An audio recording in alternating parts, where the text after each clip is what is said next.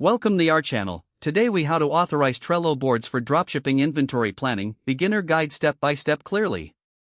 To start using Trello for dropshipping inventory planning, first, create a Trello account if you don't already have one. Visit the Trello website and click on sign up to get started. Once your account is set up, log into Trello and navigate to your dashboard. Next, create a new board by clicking on the Create New Board option. Name your board something relevant to your dropshipping inventory planning.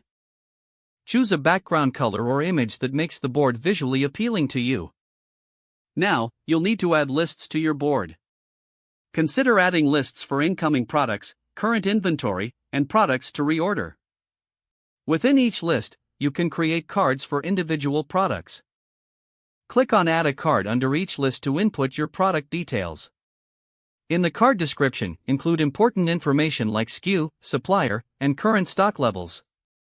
Now that you have your cards set up, it's time to authorize your Trello board. Visit the Trello Power UPS directory to enhance your board's functionality. Find useful integrations, such as inventory management tools that work with Trello. Select the power-up you want to use and click on Add to enable it for your board. Follow the prompts to connect the power-up with your Trello board. After that, configure the settings according to your inventory planning needs. Make sure to regularly update your cards as inventory levels change. This will help you maintain a clear overview of your dropshipping inventory. To collaborate with team members, invite them to your board by clicking on Invite. Enter their email addresses and send the invitation. Once they accept, you can assign tasks and share product information easily. Lastly, monitor your board regularly to ensure smooth inventory management. With these steps, you can effectively use Trello for dropshipping inventory planning. If the page does not load, refresh the browser or try again in a private or incognito window. Make sure you are using the correct email address, then retype it carefully to avoid small typos.